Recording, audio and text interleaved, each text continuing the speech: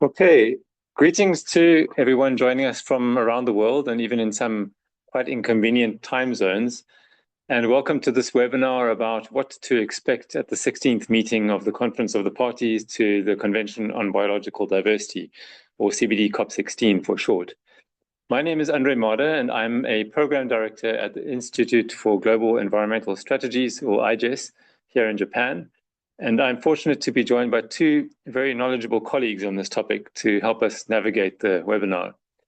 David Duthie, who you'll see on your screen, is or was for many years a senior program officer at UNEP and the Secretariat of the CBD, supporting national biodiversity strategies and action plans, or NBSAP, development. You'll hear more about those later. And Alice Hughes is an associate professor at Hong Kong University and author of several key publications about the CBD and the Global Biodiversity Framework. Now, some of you will be less familiar with the CBD, the GBF, NBSAPs, and these other acronyms that you'll be hearing. So I'll begin with a few slides to paint the background to the discussion that follows. And then I'll get Alice and David talking with some questions on key aspects of the upcoming COP. Please, at any stage, post your questions in the Q&A box. So you won't be able to use the chat, and we're also not going to open this for verbal discussion, just to keep things simple. But at any stage in the webinar, feel free to post a question in the Q&A. I suggest you wait until we're at least some way into the discussion so that you know what the direction of the discussion is. But technically, you can do that at any stage. And just note that the webinar as a whole will be conducted in English only. I know there are lots of participants from Japan joining us, but the webinar will be in English only, unfortunately, and I'll only be able to respond to questions in English. So with that little disclaimer, let me begin my presentation. Okay, so I've already introduced my two guests, who you'll hear from more in a moment. Now, first, just a little bit on the CBD itself. The Convention on Biological Diversity dates back to 1992, along with its two sister conventions, the Climate Convention and the Desertification Convention. And the objectives of the CBD since the start have been the three that you can see on the screen there: the conservation of biodiversity, the sustainable use of biodiversity, and the fair and equitable sharing of the benefits arising from the utilization of biodiversity. Now, I've shortened those, they're a bit longer in the original explanation, but those are really the key objectives that the convention has been looking at since its establishment. And you'll see those coming up again in a moment in the Global Biodiversity Framework. Now, there are key deliverables within the framework of the CBD, and there's a whole bunch of publications produced by and around the convention. But the two very important ones, the two most important ones, are National Biodiversity Strategies and Action Plans, or NBSAPs, and national reports. And very briefly speaking, the NBSAPs plan biodiversity, and the reports kind of report back on that planning. I'll have a couple of slides on each of those in a moment. And then there are also two protocols attached to the convention, one on access and benefit sharing of biodiversity, and the other one on biosafety. We won't be going into these in too much detail.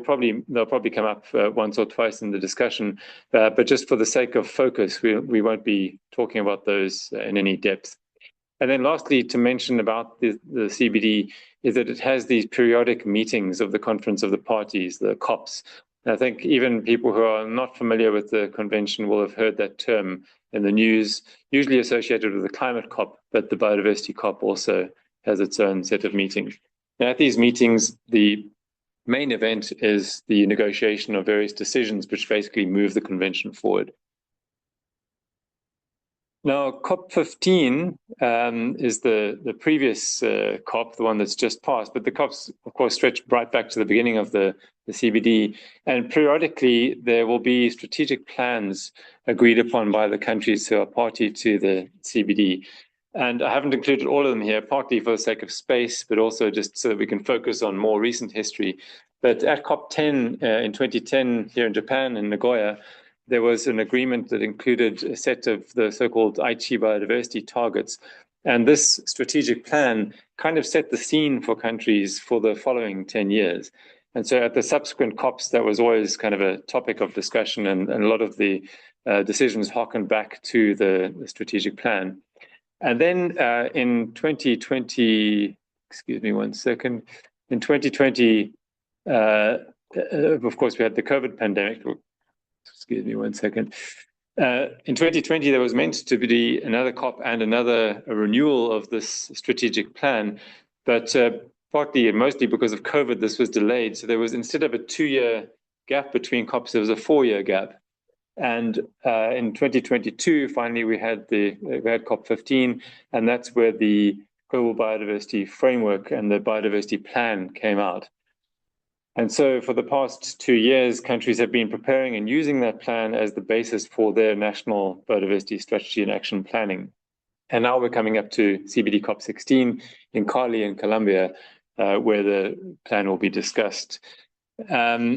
Now, the Kunming-Montreal Global Biodiversity Framework, which is this new plan for the next 10-year plan, although it began late, so it's actually looking at a smaller, shorter period than 10 years, consists of a vision and mission and 4 goals. And if you look carefully, the first 3 of those goals, the conservation of ecosystems, species, and genetic diversity, sustainable use, benefit sharing, those are precisely, well, not precisely, but very much the same as the 3 objectives of the convention itself. So these are reiterated in the goals. And then an additional one is added, and that's adequate means of implementation, which is focused to a large extent on resourcing, in other words, financing how to actually achieve these other aims. There are also 23 targets under these 4 goals, and slightly confusingly, there are 3 areas under which the targets are based, so those kind of intersect with the goals. And I won't go into each of these. We will probably name a few of them in our discussion that follows, but for now, I'm not going to go into them, but maybe just to very broadly mention that there are 3 broad groups, one of them related to reducing the threats to biodiversity, the other one meeting people's needs through sustainable use and benefit sharing, and the other one on tools and solutions for implementation.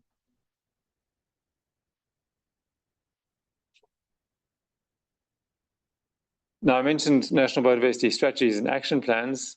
These also date back to the inception of the convention and are contained in Article 6. They are documents, as you can see pictured on the slide here, but they're not just documents, they are an ongoing task, and a task that's quite difficult to sustain over time. So the fact that they're an ongoing task is something that's been reiterated over the years, because if not, then a lot of countries might think that after they produced their NBSAP, they can kind of, sit back and wait until the next cycle. But really, it's a constant work in progress. And some countries regard them not as documents, but as processes. And especially recently, there's been a focus on NBSAPs being a whole of government focus and an all of society focus. So I think especially in the earlier years, NBSAPs it was kind of accepted that it was the remit of the Ministry of Environment or the Department of Environment or the equivalent in different countries. But it's been realized increasingly that if biodiversity practitioners and policymakers work in isolation, they're really not going to get the job done. So there's been an emphasis, especially in the Global Biodiversity Framework and its predecessor to some extent, to involve the whole of government across sectors, and also to involve all of society, including the private sector. The other key deliverable I mentioned is national reports, which harken back to Article 26 of the Convention. And as you can see here, the number of them that have been produced over the years, these are roughly every 5 years that they are produced, has reached nearly the full complement of CBD parties, which, if I'm not mistaken, is 196 at the moment. So the 5th national report got very close to that number. 6th national report is the latest one, but countries are already expected to be working on their 7th national reports at the moment. So the idea of the national reports is to provide information on measures taken for the implementation of the convention and the effectiveness of these measures. And as mentioned, the 7th national report is the upcoming one, which is due in 2026, and then the 8th by 2029. And these dates are specifically set that way, slightly closer together than usual, to enable the preparation of global reviews. So these are reviews taking all of the NBSAPs into account to get an idea of global progress rather than just national or regional progress. And parties are also requested to use the monitoring framework of the GBF, the Kunming-Montreal Global Biodiversity Framework, adopted in Decision 15.5 at the previous COP in their national report. So that's something we might touch on in a moment as well. Lastly, just, and again, I'm not going to go into much detail here, but there are, I think, 28 items on the agenda of the upcoming COP. Over here are about 20 of those. These are the substantial items, so the ones that are not just a matter of procedure. So quite a lot to get through, and therefore we're not going to try to cover all of these. Some of them are quite specific. Some of them are not particularly pertinent. They're kind of being rolled over, but there's not a huge amount to discuss at the upcoming COP. But the ones that we'll focus on mostly are the ones that are not faded out here. So progress on the preparation of targets and updating of NBSAPs in line with the Global Biodiversity Framework is a really key one. Resource mobilization and the financial mechanism. This is an ongoing topic, but one that's particularly important at this COP for reasons that you'll find out about soon.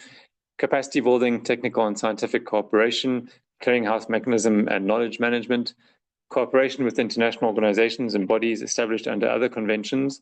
And we're also going to talk a bit about IGES, which we'll explain when we get to it.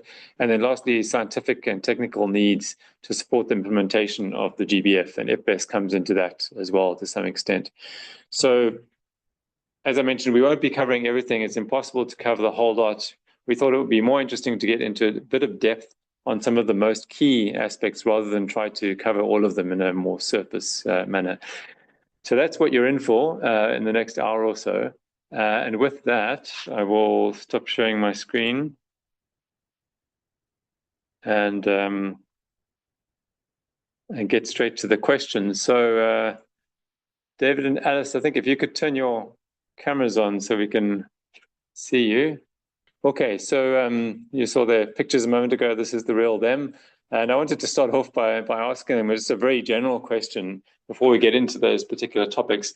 And that is, what do you expect very generally from the upcoming COP, and maybe how that differs from previous COPs? And Alice, maybe I can start with you on this one, just to give your general impressions. Of course, we'll touch on various aspects of this, but just as a bit of a bird's eye view, it might be a good way to start.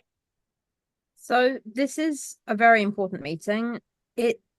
We're deciding on what appears to be a lot less than CBD COP15, but that doesn't mean that the issues that will be discussed in it are not substantive.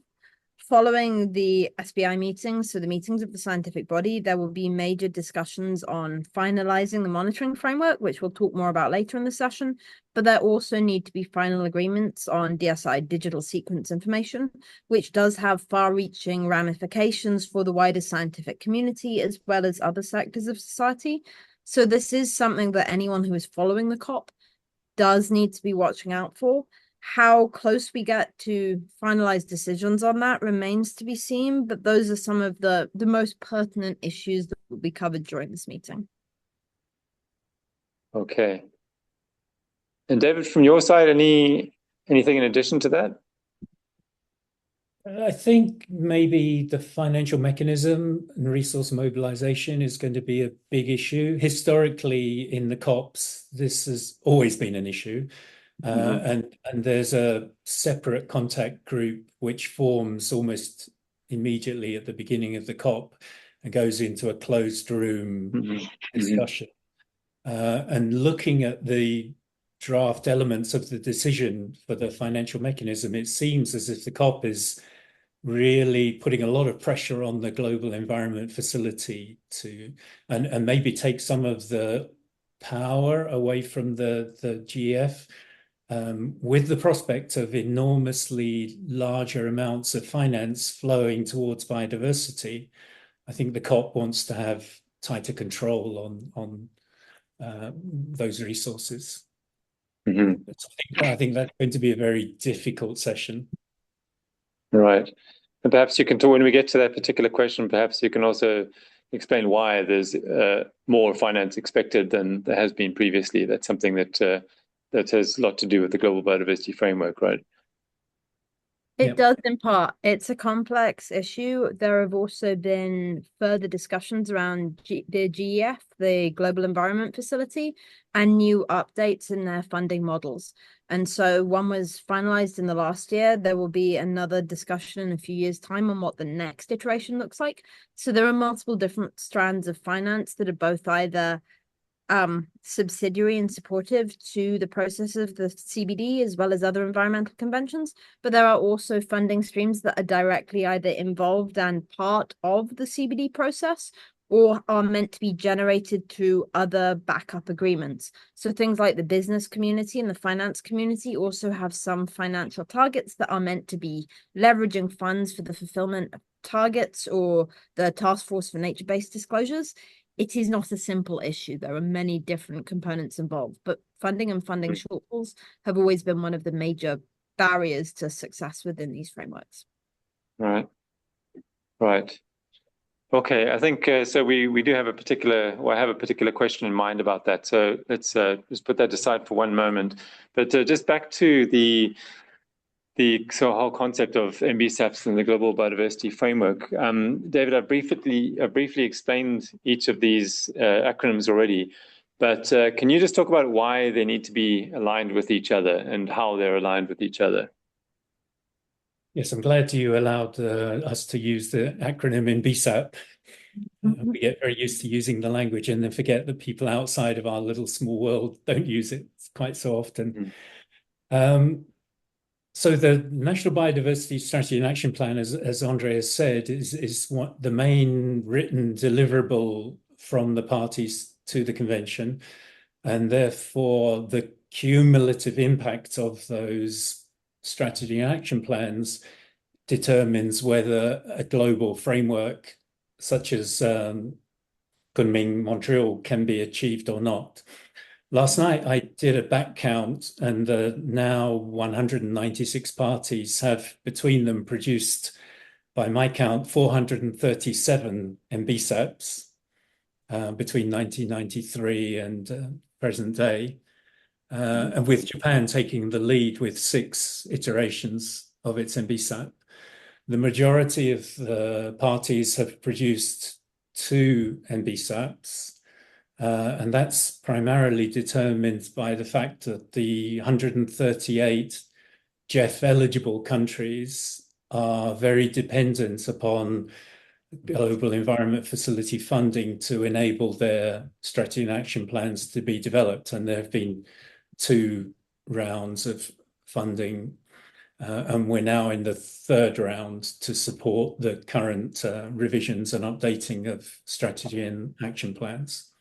Those GEF countries, you mean, are essentially developing countries, right? With an emphasis on least developed. Is that how it works? Yes, exactly. Okay. All right. So looking at oh, sorry, go on. No, please go. I think you were about to answer my question. Go ahead. Looking at the current round of NBSAPs, to date, only 24, or some say 25, NBSAPs have been submitted and posted on the CBD website, which is not a very large number. And the Secretariat of the convention has been doing a preliminary analysis of those 25 NBSAPs to see whether they are aligning satisfactorily with the Kunming-Montreal Global Biodiversity Framework. I can say a little bit about that or not. Yeah, perhaps. I mean, I guess it's to many it's obvious, but for those who are completely new to the concept, the question would be, why is it necessary for countries to align to one plan like the Global Biodiversity Framework? What's the use of that, and what's the importance of that? I think that's a very difficult question to answer in some ways. I mean, the Secretariat produces every 4 years, possibly every 5 years, a global biodiversity outlook. And this is a document which is driven mainly by the accumulating scientific evidence on the status of biodiversity and kind of sets the frame for the negotiations. So then those political negotiations get a consensus from the parties on what the high bar for what can be achieved might be. And then that becomes a challenge to the individual parties to take that on board within their national biodiversity strategy and action plans. Mm-hmm. And to some extent, they can and do, and I'll say a little bit more about that in a minute. And then the challenge becomes, I think challenge is going to be the word of this seminar. The challenge to the Secretariat becomes, how do we track progress towards that high bar? And I think Alice will have a lot more to say about that later on, so I'm not going to say very much here. Now, over the last couple of days, I had a peek inside those 25 NBSAPs. I just took 3 at random. I looked at Afghanistan, Korea, and Uganda. I had no idea what the contents were going to be when I picked them. Interestingly, Afghanistan has refused to make any attempt to progress on 5 of the 23 global targets, with some good reason. Uganda is actually an update of their 2020 to 2025 NBSAP, just showing how it aligns with the Kunming-Montreal Global Biodiversity Framework. Mm-hmm. So presumably they are going to be revising their NBSAP, but the CBD is recording it as having revised their NBSAP. Mm. And finally, Korea has a very good match with the Kunming global targets, but the wording of the targets is quite simple and presumably will be elaborated on over the course of the next few years.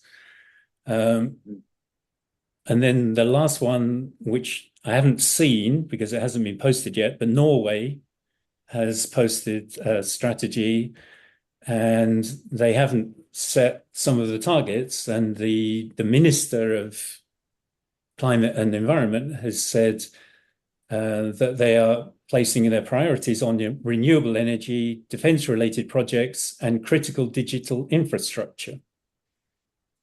So I think we're beginning to see there that biodiversity strategies are being compressed by economic and social, I suppose, concerns coming out. Is that anything new? Is that anything new, David? What do you mean by new? Is that them being compressed by social and economic concerns, the NBSAPs? Is that unusual, or is that not just how it usually is? I think it's unusual that a Minister for Climate and Environment is saying that. Mm-hmm. Anyway, to move on a little bit, recognizing that only 20, 24, 25 parties have posted their NBSAPs, and with the Secretariat having a remit to report back to the parties in this forthcoming COP, they've also encouraged parties to use an online reporting tool which has been developed to post their targets, even if they're still in the process of completing their revision and updating of the NBSAPs. And more positively, around 70 countries, according to David Cooper, the Deputy Executive Secretary, who was in Oxford with me a couple of weeks ago, about 70 countries have used the online reporting tool, and the Secretariat has produced a document for SBI 5 analysing those. And I think if you could share the first 2 slides that I sent you, we can maybe have a broad frame look at those. Sure. Which of the slides would you like me to show, Dave? The first 2. First 2, okay. Okay. So these are slides that I've lifted from the documentation for SBI 5.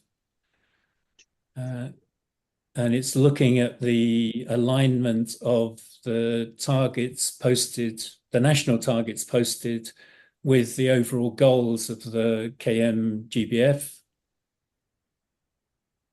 Uh-huh. Okay, there we go. So if you look down in the bottom right-hand corner, you can see the 4 goals of the GBF. And then if you look at the slide, you can see the alignment of each of the 23 targets, or so the alignment of national targets with the overall goals of the framework.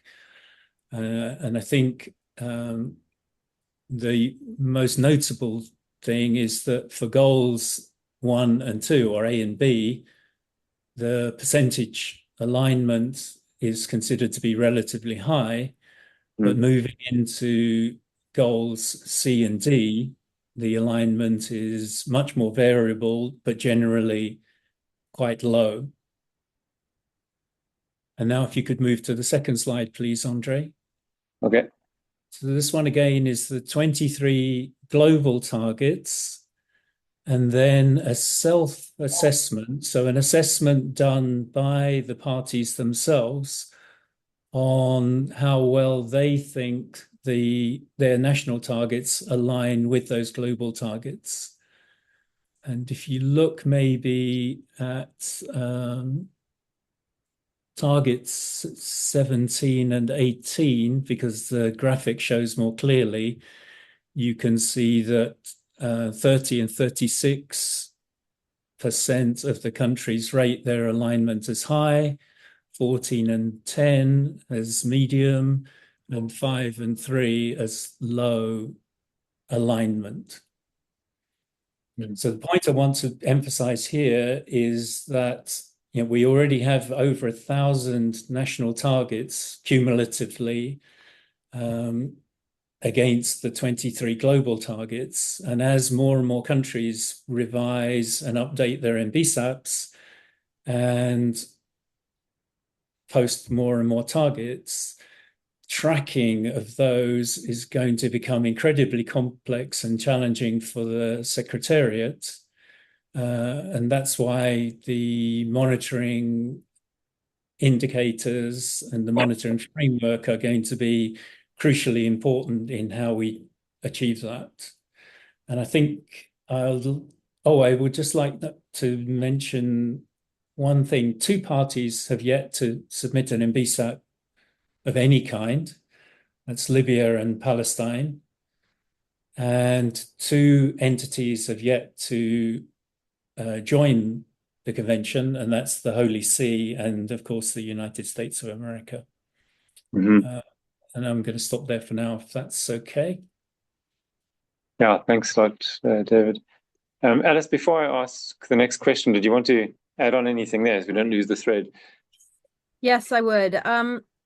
So your first question was, why is it important that we align what's being done at a national level with what's happening globally?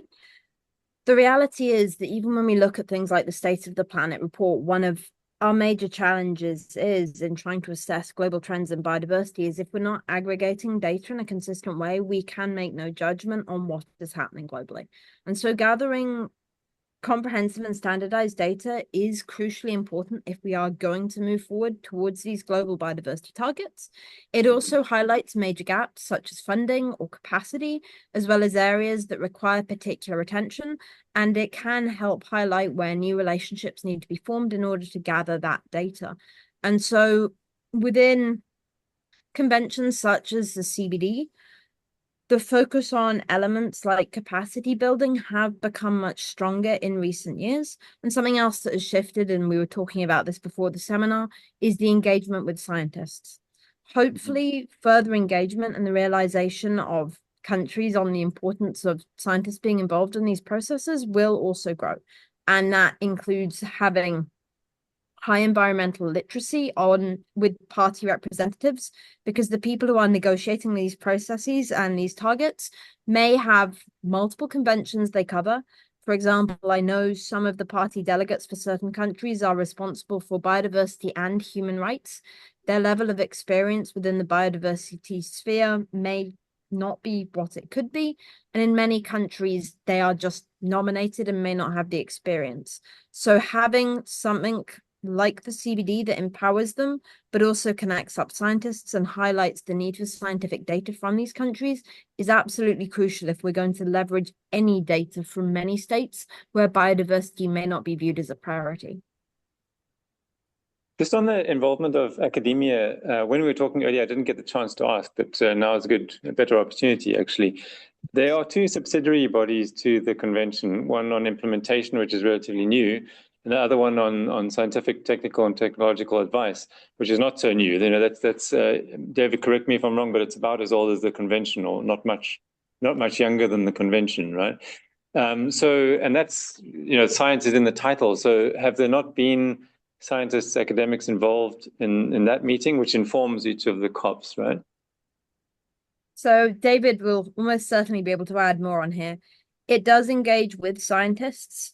Typically, it probably doesn't, with many countries, engage with scientists from scientific institutions. They may be related to government scientists. They may be related to major NGOs like UNEP, WCMC.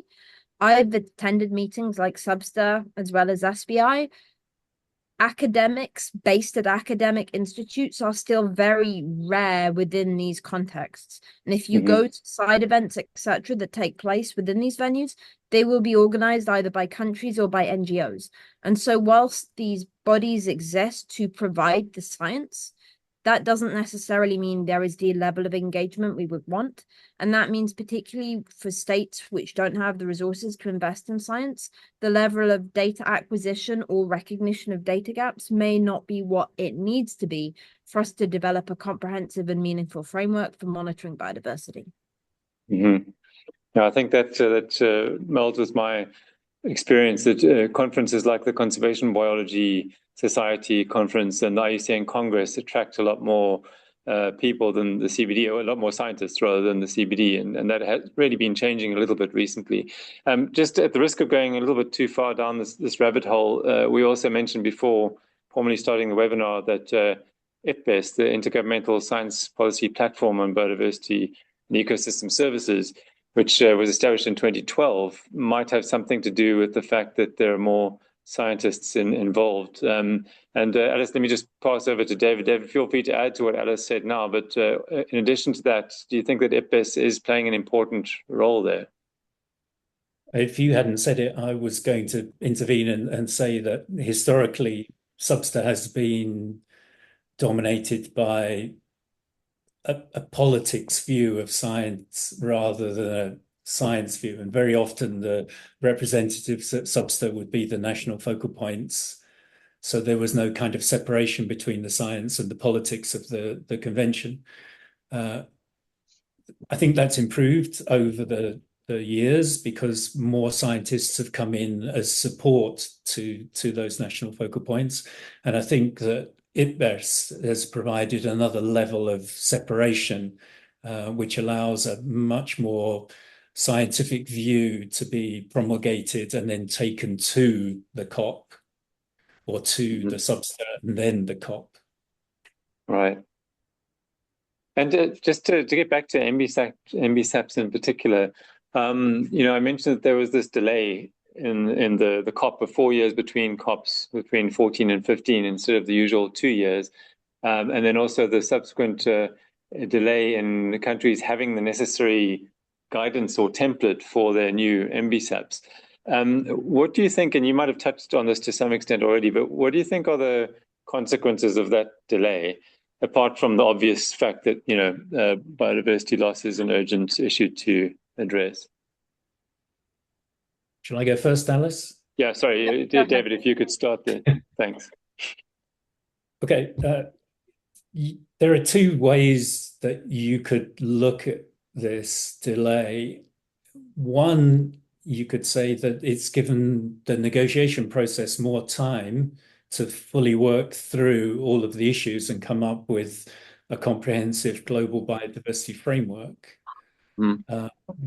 So that's the positive side. The negative side, of course, is that now if countries were not treating their NBSAPs as processes and operating more on a stop-go process, then it compressed the time remaining to hit a 2030 deadline. And this might be a convenient time to just interject those 138 countries that I mentioned that are GEF eligible. They have had early action money available, and now all 138, 139 parties are part of two global umbrella projects of, if I'm allowed to look at my notes, $36 million each. One cluster of countries are being supported through the United Nations Development Programme, and the other set of countries are being supported through the United Nations Environment Programme. So those revisions are now ongoing, and I think, you know, to give the GEF Secretariat some credit, they have been quicker than historically in previous funding cycles in getting those projects in place and getting the money to the parties. But there's a set of procedures that have to be gone through, which are fairly time consuming and always very frustrating for developing countries who want to get on with their revisions as quickly as possible. Right. David, you alluded to this again, to this issue of process versus, you know, product, I guess, with the NBSAP, the fact that, as I mentioned in the presentation as well, it needs to be an ongoing process so that countries are busy with all the time, even if they're only producing the report every few years. How successful do you think, well, how much progress has there been towards changing the mindset of countries, or countries changing their mindset to a more process-oriented mindset with the NBSAPs, as opposed to just, you know, delivering the report by the deadline and then forgetting about it until the next deadline? This is what I would call the implementation gap. You know, a strategy and action plan should have at its end a set of defined activities with the implementation agencies or entities and the source of finances, et cetera, et cetera. And that then has to go, at least historically. Alice can maybe update us on more recent trends, since I've been retired for 8 years now. Those projects would traditionally need to be turned back into proposals for GEF funding, and therefore you enter another long 2-3 year project preparation, endorsement, financing, and getting into operation. And with this reduced, you know, 6 or 4 year time frame that we're left with, inevitably implementation is going to be lagging behind, I suspect. Right. Alice, did you want to put in a few words about the consequences of this delay in NBSAP preparation, and maybe also about that process versus product issue? Yeah, so it is a really important issue, especially given that the first iteration of the Global Biodiversity Framework should have been finished in 2030. And yet for many countries, we're not going to have a national strategic biodiversity action plan for probably at least another year. That means we have half the amount of time we should have to actually complete it. But it also means we don't have standardized data for the process. And given that the NBSAP data should complement that of the monitoring framework, etc., having data that allows us to monitor progress and ensure that countries are on track is really important. And the fact that so many countries are now completely synced on different timelines means we're not going to get things out on a workable schedule that means that we can monitor things in the consistent way that was hoped for. Within Asia at the moment, something we are doing, so like I think all of us, I wear more hats than is probably sensible. Within AP-BOM, we are now trying to identify what the systematic data gaps look like, as well as trying to assess what data may exist within private repositories that would be needed to monitor the status of biodiversity and develop effective NBSAPs for countries across this region, because there hasn't really been an overarching effort. And I mean, the two of us sit within Asia. This is one of the most threatened parts of the world from a biodiversity perspective. Very few Asian countries speak UN languages, which means engagement is more challenging. And it's a region where we certainly need attention to build capacity and to also liberate data if we are going to have meaningful NBSAPs to help us monitor biodiversity and develop appropriate targets within this region. Just very quickly, APBOM, can you just spell out that acronym? Asia-Pacific Biodiversity Observation Network. Okay, thanks. Okay, so I think just keeping an eye on the time here, we do want to allow time to get to listener questions, and we've already got a few of them going through. I think I'm not going to try to read through them until we've been through our questions. So I'll get through those, and then we'll get to the audience questions. But I think we should probably move on to the next topic, and we can get back to NBSAP later. But just one question on mechanisms for planning, monitoring, reporting, and review. And Alice, just sticking with you, this item includes the monitoring framework that you've mentioned, the monitoring framework for the GBF. Can you just kind of define that a little bit? You have already touched on it, but just to give us a bit of an explanation of what it is, and also why is that still up for discussion at the COP if the GBF was already approved 2 years ago, adopted 2 years ago? That's a really good question. Under the Aichi targets, we had something called the BIP, the Biodiversity Indicators Partnership, that was meant to develop the indicators to see whether or not we were moving towards targets. And one of the major challenges in achieving many of the Aichi targets were we did not have a demarcated set of milestones to see if we were actually going in the right direction. And if you don't know if you're going in the right direction, you may realize far too late that you haven't got there. So in developing a new set of targets, the Kunming-Montreal Global Biodiversity Framework, it was thought that these targets should be what's called SMART, which means that they are specific. So this is something we know we can achieve. It does not have vague language. It is well defined. M is measurable, so we know that we're going in the right direction. A is ambitious because it can't be too easy. R is realistic because if we have things that are completely infeasible, they're just not going to happen. And T is for time bound. And so this SMART framework was meant to help ensure that the GBF would actually be achieved. Following on from that, given that these targets are meant to be measurable, we need to make sure that we are all pulling in the same direction. And that means rather than every country developing its own mechanism to measure what those indicators look like, each of those targets were meant to be associated with a given indicator. Now, this is where it gets challenging because the monitoring framework is much more complex than may initially meet the eye. We have what are known as the headline indicators, which are basically the compulsory indicators that are meant to be associated with each target. And there are also complementary and constituent indicators. Those are optional. They're often much more technically advanced, and that's one reason they were not often selected as headline indicators, because countries said, we can't do this at scale. This sounds too expensive, or we lack the capacity for these. In addition, there are something called the binary indicators. Now, the binary indicators, again, this is something that is still being discussed. These are meant to literally have a yes, no answer. So one might be, do you have policies on climate change? Great. But it might be, do you have climate effective policies on climate change with some added specifications?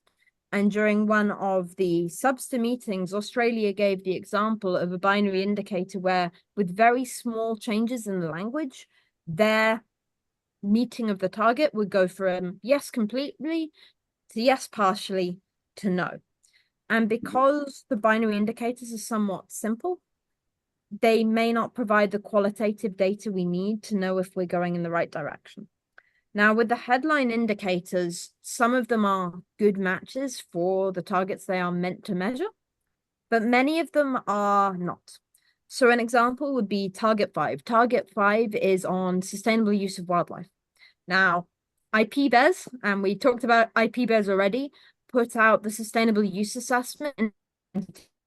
They suggested that around 50,000 species of wildlife are in trade. We've also done some analysis ourselves that showed the US alone imports over 30,000 species of wildlife. Now, the only headline indicator within the monitoring framework for that target is sustainably harvested fish. That means that you're not even including all 2,700 or so species that the US imports, because most of those are tropical ornamental fish rather than for eating. And so many of those headline indicators that were selected may not be a good fit for what they are meant to measure. The CBD tried to address this by setting up something called the ARTEG, the Ad Hoc Technical Group of Experts that was meant to be looking at the monitoring framework, but they had a very specific remit.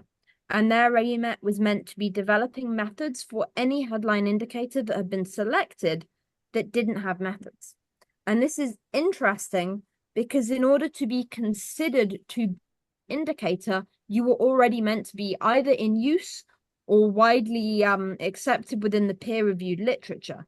And so the fact that we had multiple indicators that had no method is very interesting because they shouldn't have been under consideration in the first place.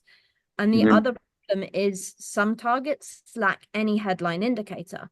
And for those targets, we may have no measurement at all.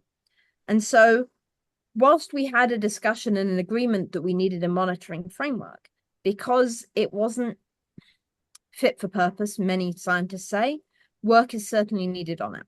What we know we can't do is advocate for a completely new set of indicators. Unfortunately, many of us would like to, but because some of these are still being finessed, there is still some wriggle room, and there is still significant discussion around the binary indicators as well. However, from a pragmatic perspective, many of us realize that we probably have relatively little space for movement with these indicators at this stage. The most effective headline indicators are indicators that were advocated for by working groups who worked with parties to test the indicators in advance and get enough parties on side to get them supported. And so as a group of scientists globally, we need to now be looking to 2030 to see what would we like to see, because in 2030 we are likely to be negotiating a whole new monitoring framework for a new set of targets. These targets are meant to basically be revisited or expired in 2030. And so we need to start preparing now, or we're going to have a similarly misfitted set of indicators in 2030. So it sounds like the quest for a standardized method to monitor progress, that's kind of the driver behind the monitoring framework, right? Or the principal driver. But then that itself is causing some issues. I mean, you mentioned that some targets don't have headline indicators, but you also provided that example of just one headline indicator, fish harvest, to cover a much broader topic. So it just makes me wonder, of course, the lack of any headline indicator is an issue, but how much or how many indicators and how comprehensive do the indicators need to be to really tell you enough about progress towards a target? And this is why, for example, IPBES has been commissioned to actually look at the monitoring framework, because it's a huge question. And there is now a vast amount of data out there. There are also targets like Target 21, which is looking specifically at data and is still being scoped. And so there is still work being done to say, well, what data do we actually need to really monitor progress towards this set of targets? And what data do we have? The other question, which gets asked less, but is very important within this framework, is many countries, governments will have private repositories of biodiversity data. So, for example, I've worked in Asia for 16 or so years. Thailand was the first country in this region I worked in. They have the Department of National Parks, which has an extensive inventory of wildlife from all their national parks, which they have been doing for decades. I know that exists because I've worked in this region for a long time and because I know people who are in the DNP. That data is not publicly accessible. And so many of the assessments on global data availability that have been done by Western scientists in Western institutions that have no idea what this landscape looks like. We cannot make a clear assessment of what data there is and what the genuine gaps are unless we start assessing what that inaccessible data looks like, and also try to find more democratized ways of releasing that data. And these kinds of discussions have already been had within the context of protected areas, where the World Database of Protected Areas is meant to give us all our statistics on protected area coverage globally. But India, Russia, and China do not want to share what their physical protected areas look like. Potentially, so if they change them, they don't get too much negative attention. However, they do want the statistics online to be reliable because especially China wants its public image around conservation to be positive. And so they've come to an agreement with WDPA, and that means they provide the data so that the statistics on protected area coverage are accurate, but that data can't then be released to third parties. And so we may need to be thinking much more smartly about, okay, if countries aren't willing to release raw biodiversity data, are there ways we can create composite indicators that better represent the state of biodiversity without compromising those national standards or any confidentiality or commercial interest those countries may have? Just reminded me that apparently the EU deforestation regulations are undergoing similar issues because of the kind of privacy of the data that's being requested. There are some countries that don't want it to happen, so it's being set back quite considerably. Exactly the same issue.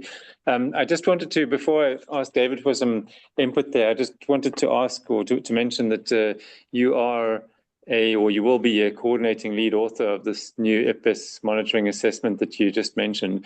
Now, I was going to ask this later, but I think it makes sense to cover it now. You have already touched on it a little bit, but can you just say a little bit more about how that will inform, just sort of in a nutshell, how that will inform the CBD process, especially seeing as the GBF is already underway and the monitoring framework will only be, the monitoring assessment will only be released in 2 years' time, right, or a bit more than 2 years.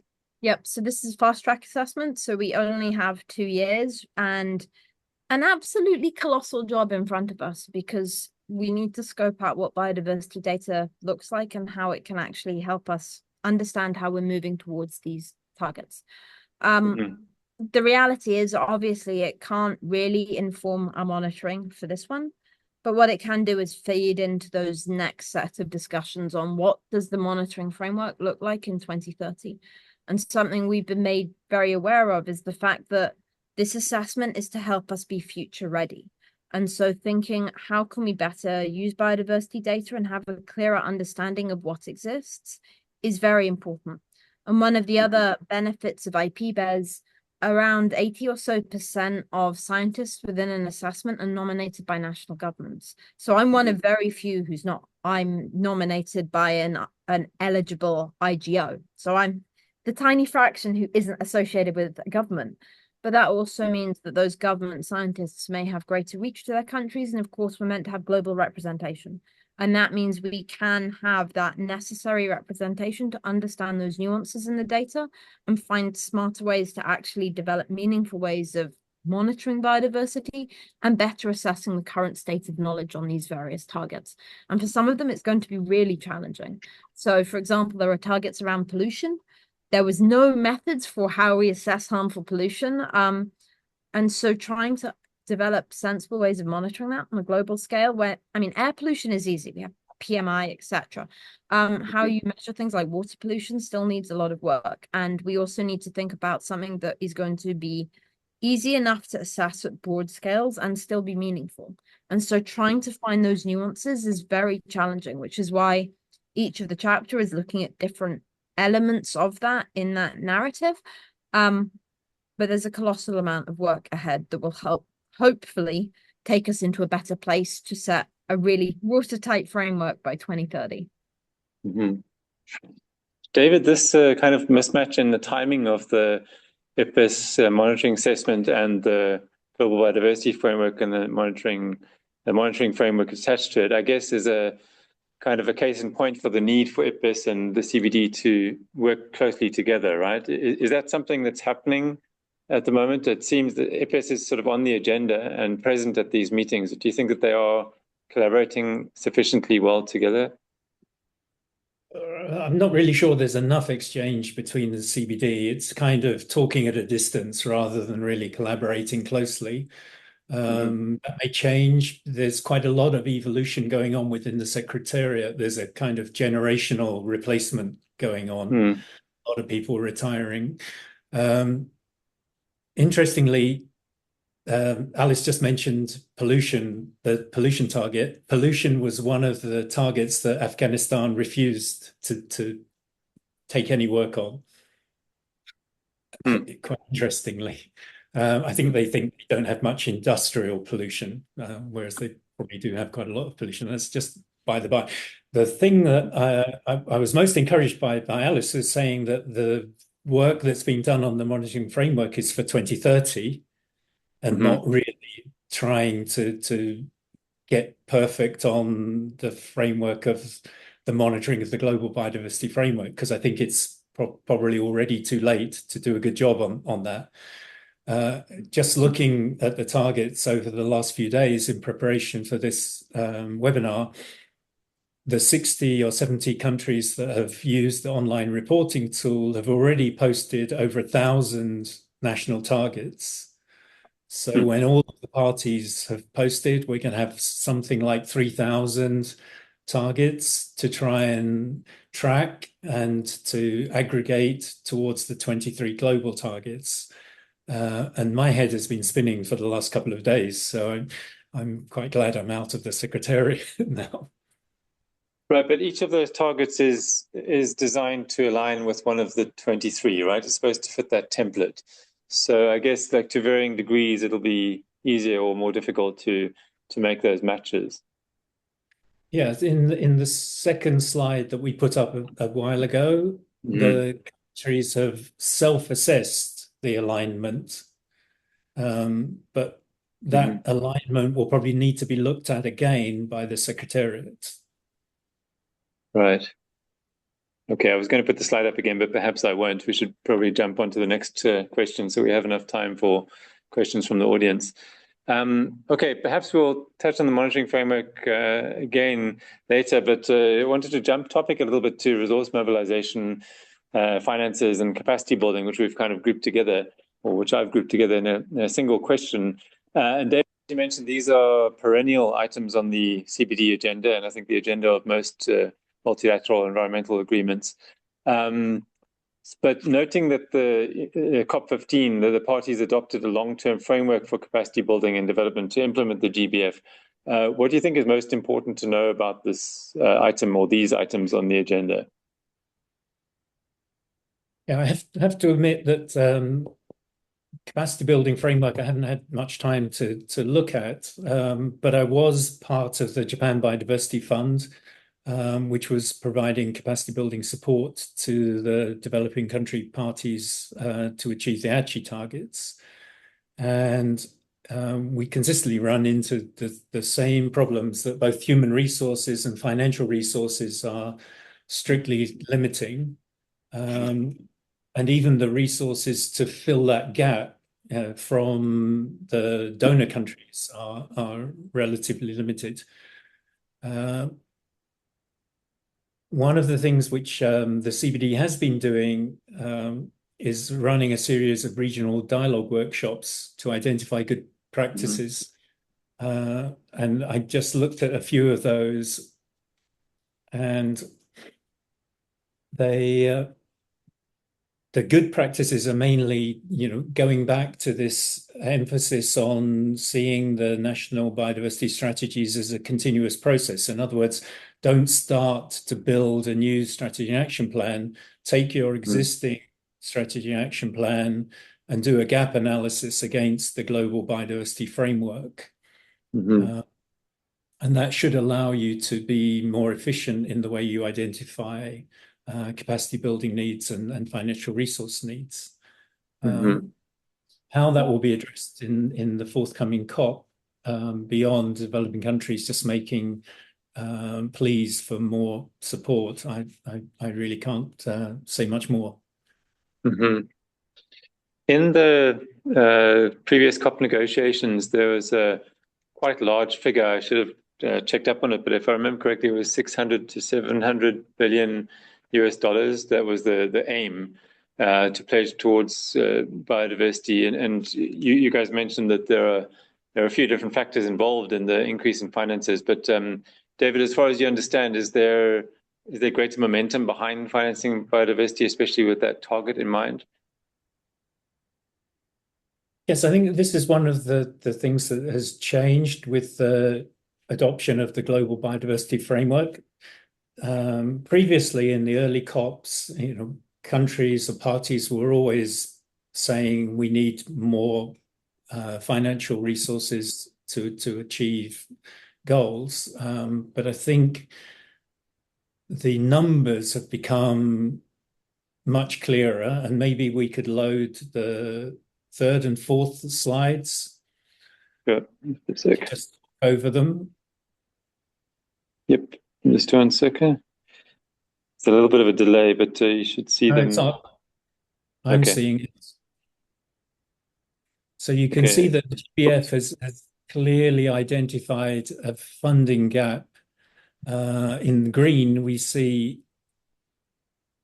the financial flows towards the biodiversity targets.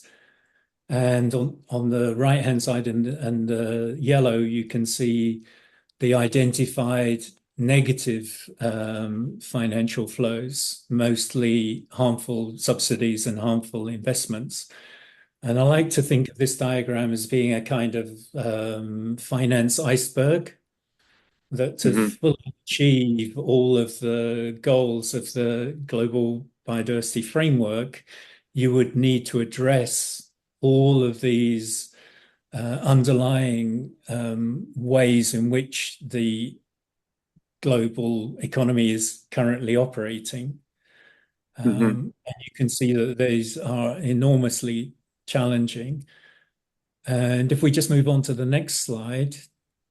Okay, Dave, just a quick note that it's interesting to note that the kind of the removal of what's already being done, the sort of not doing harm, would have a bigger impact than doing good in this case, right? Because the yellow arrows are a lot bigger than the green ones. Anyway, just a note there. Okay, here's the next one. I'm not sure if you can see it yet, but I've advanced to the next slide now. Straight away. So again, this is a visionary slide of how we could transform the financial flows around the globe from those which are largely negative impact on biodiversity to those which are largely nature positive. And you can see that you're knocking out almost $7 trillion worth of private and public finance and replacing that with 200 billion of positive. So I think the interesting thing to bring this back to COP16 is that within the COP negotiations, most of this discussion of finance is going to revolve around the financial mechanism, the GEF, and the amounts which we're talking about there are probably between 3 and 4 billion. And I think what may be interesting, most interesting in COP16 will be the extent to which the side events and activities on the margin of the negotiations start to explore this much more transformational way of looking at biodiversity finance. A couple of days ago, I was reading about a proposal which I think Brazil will be bringing to this COP to start an investment fund for the Amazon of $100 billion. Specifically. Yeah. Specifically for the Amazon countries, yeah. And it's an investment fund. So they're aiming to attract 25 billion of private money, public money, which will then attract in private money to build up the funds, and that will allow them to then pay landowners who are not deforesting or are reforesting.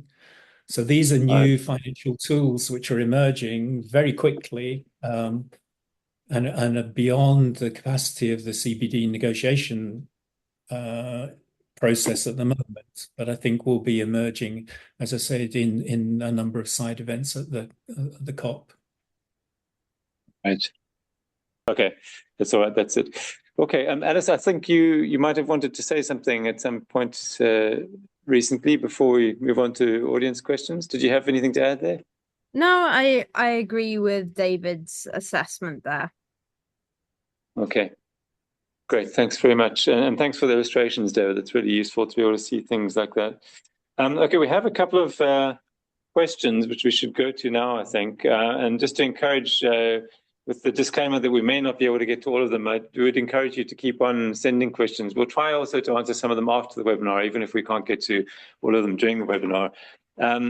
But let me just have a look quickly. Just bear with me while I scroll. So one of the questions was whether there are any plans to discuss corporate biodiversity measurement indicators and accounting methods, like the greenhouse gas protocol, COP16. I'm not sure if either of you would particularly like. Alice, do you know anything about that? I like the question. So something that's been an interesting change in CBD meetings in recent years is the growth of the side forums. And so, for example, at the COP15 meeting, there were very large meetings of the finance forum and the business forum. Can't achieve global biodiversity targets without having finance and business sectors involved, not just because of the funding gaps, but because business is behind a massive loss of biodiversity. What I found really interesting sitting in on those forums is that they were asking for more ambitious targets so that they could go back to their stakeholders and say, look, we have these mandates now and we need to action them. So there is clearly a major willing. There are many businesses that now want to get involved, partly because of desire from stakeholders. What we don't really see is the types of targets we need. There is now the task force for nature-based disclosures, and they are working on various elements to understand biodiversity loss. But there are other elements that are still completely falling through the gaps. One of the biggest from where I am sitting is we see an explosive growth in green bonds, blue bonds, sustainability bonds. At the moment, there is no overarching certification or standards body. And what has been found is once a bond gets listed, the standards generally go down. And so despite the fact that there is a clear need for standards, we also see that those who are interested in the financial elements and are likely to greenwash are likely to take over many of these potential financial mechanisms, which poses a major issue. This requires two different things. One of them is more inherent to the CBD and other environmental conventions as a whole, and that's having a more comprehensive glossary.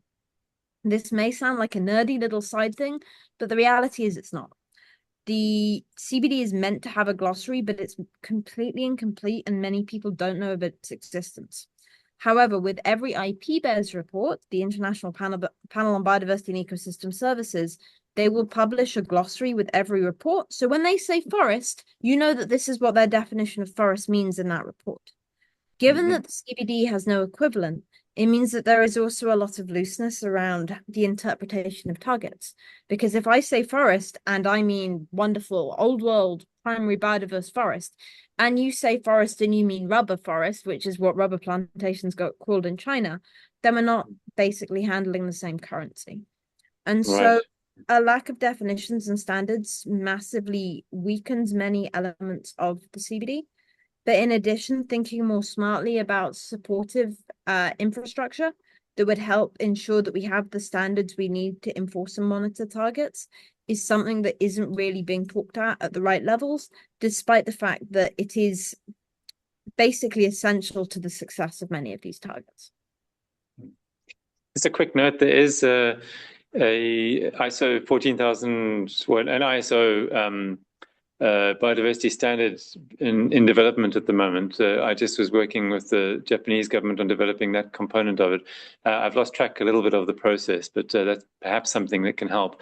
And also, just at the risk of going too far down that rabbit hole, having worked with IPBES on glossaries a lot, it is a subject that interests me. But because IPBES and the CBD are working increasingly together, and because IPBES has been quite, as you say, quite committed to producing these glossaries, and it's a very important part of each assessment. Does that not provide the CBD the opportunity to attach their definitions to IPBES? Do you think that will happen or could happen? I think it should happen. I don't know if it will happen.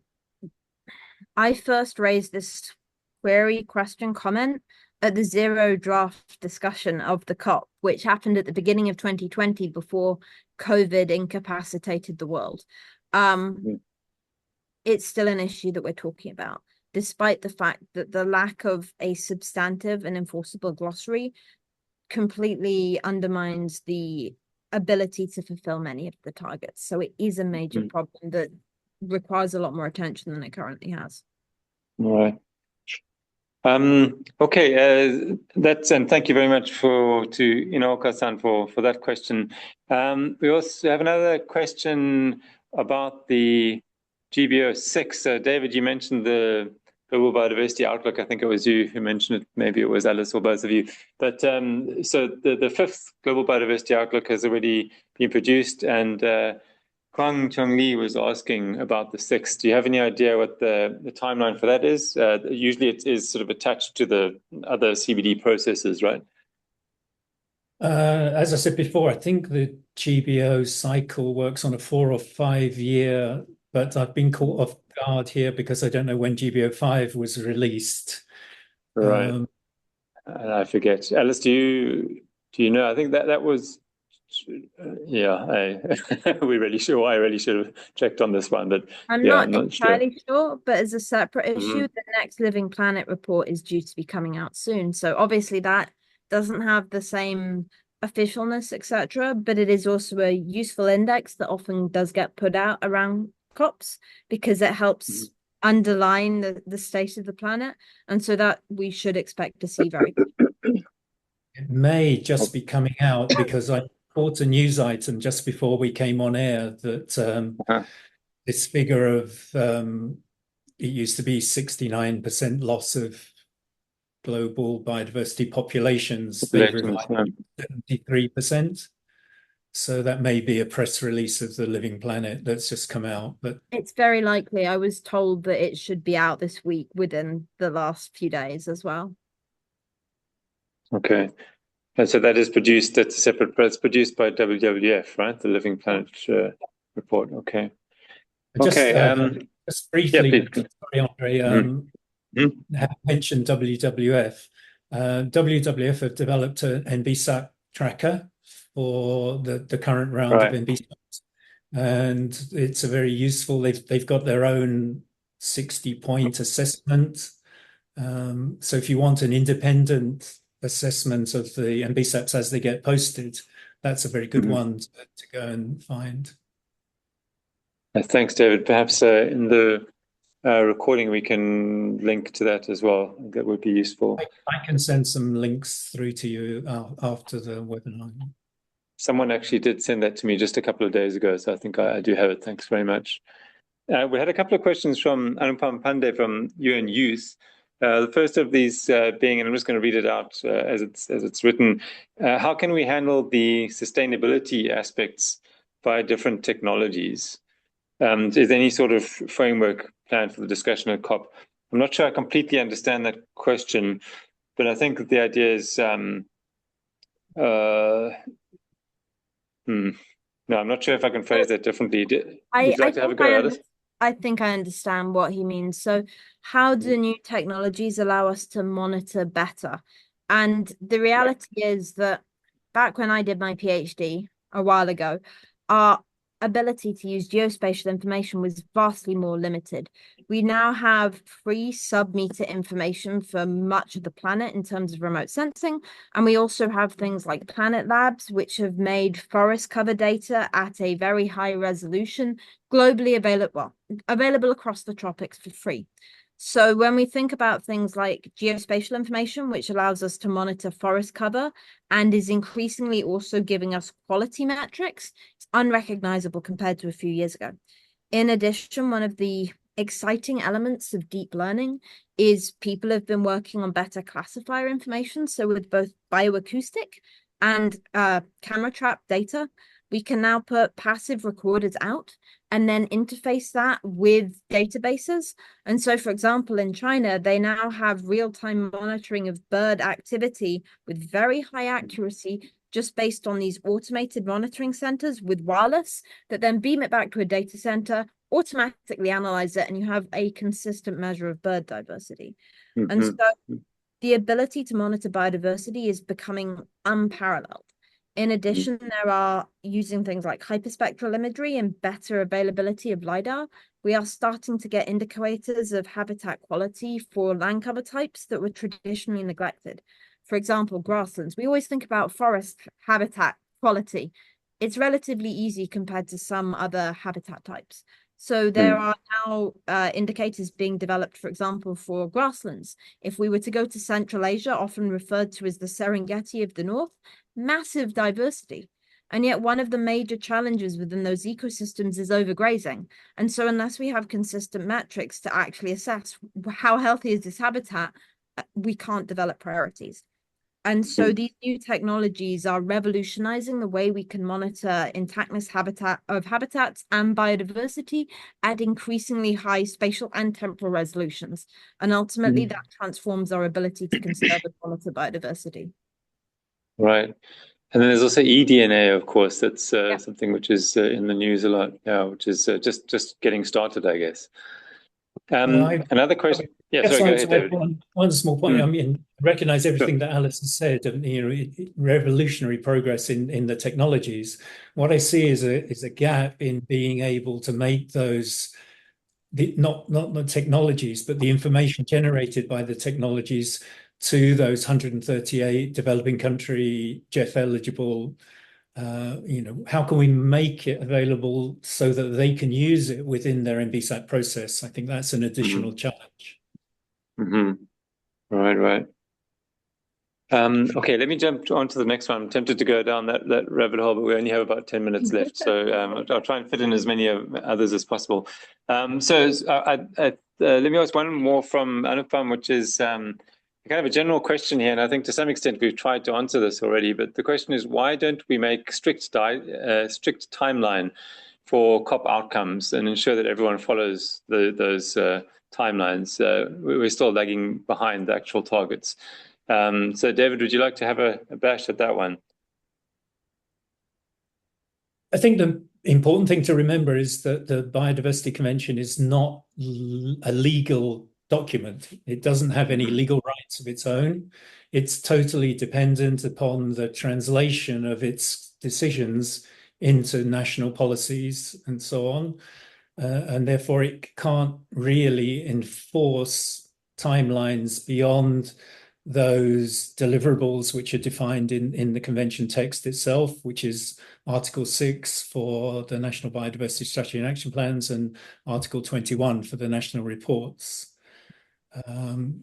Beyond that, parties can adopt timelines they want. But Alice, you want to say something?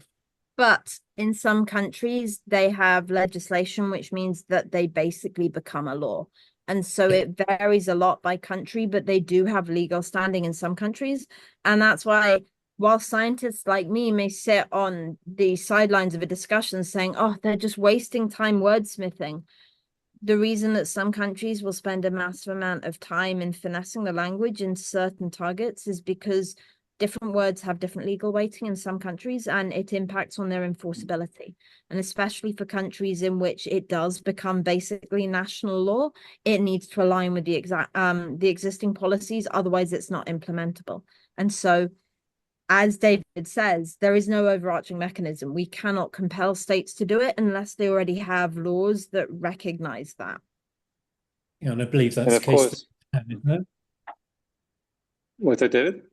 I think that's the case for Japan, isn't it? That it's automatically translated into national law, and that may be the reason why they have 6 revisions of their NBSAP.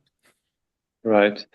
Yeah, and of course, the sad thing is that if the CBD were legally binding, or if all countries decided that it was going to be legally binding for them, then of course the negotiations would be that much more difficult, for everyone to agree upon. Because instead of having this small subset of countries that need to make sure that every line aligns with their national legislation, you'd have 196 of them, which would be quite a task. So double-edged sword there. That would be the reality. Right. Yeah. I think the flip side of what Alice said, we have parties that have quite tight legal constrictions or restrictions. But another reason for the wordsmithing is the need to have a consensus decision. Right. Which is a legacy of the Climate Change Convention and OPEC. Right. That's something that I didn't mention. I should have mentioned at the beginning, is that everything that's agreed upon needs to be agreed upon by every single one of the parties present at the COP, which is part of the reason why these meetings go on to the small hours of the morning in the final days at every single COP that I've been to. So yeah. Okay.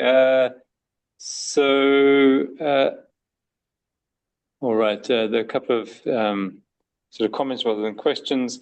But Anupam also asks, are there any future plans to introduce or maximize hydrogen and ammonia as green energy at COP? So this is a very specific question. I'm just asking in case either of you have specific insight on that. I'm guessing that you probably don't. Okay, no, that's fine. That kind of specificity would rarely make it into a convention like this, whereas they may have targets around green energy. They will leave it up to countries to translate that into the national context in the way that is viewed as appropriate. Right. And also just to note that there are, sorry, go ahead, David. Is the question more about the energy and carbon footprint of the convention meetings and processes themselves? No, I don't think so. It's about hydrogen and ammonia as green energy, as a possibility for green energy. And I was just going to say, there are the CBD is one of several biodiversity conventions. The others are much more specific than the CBD and often take their lead from the CBD. But then there's also a whole body of other multilateral environmental agreements that address various different topics, and this might fit into one of those. Right. And then Anupam also asked, bioenergy for flexibility in energy systems and outer space challenges, any action expected at the COP? I think, again, just from my side, I know that bioenergy is something that's been discussed at COPs long past. It is not a big item on the agenda anymore. But I think maybe a similar answer to the previous one, that this is quite a specific question, which might not make its way onto the COP agenda. But anything to add from either of you? Only the land use change associated with biofuels, is still a big issue with regard to biodiversity loss, and therefore is still not a separate agenda item, but it's there, as a driver of land use change.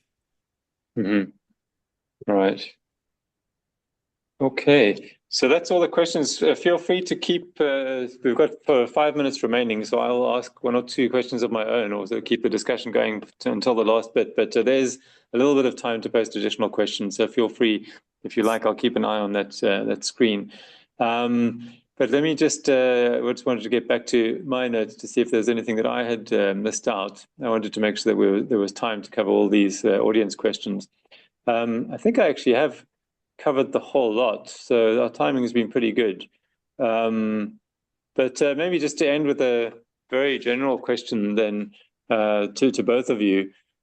How positive are you about this COP, perhaps in relation to other COPs? How positive are you about things moving in the right direction? Do you think this COP is going to be, or has a good chance of, pushing things along, or do you think that it's, just kind of another milestone along the way? Alice, do you want to start on that?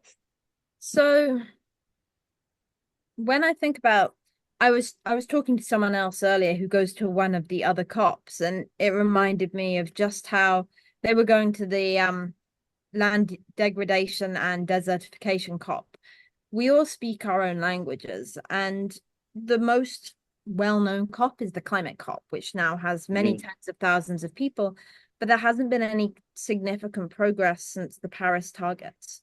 What we can't afford to do is become like the climate COPs, which are a commercial spectacle, and we're not there at the moment. We are still discussing substantive matters. We are still discussing targets that are actionable and the ability to actually meet that, including leveraging funding and revisiting how we do that effectively. We will also have probably the next iteration of the Kunming Biodiversity Fund at the upcoming COP.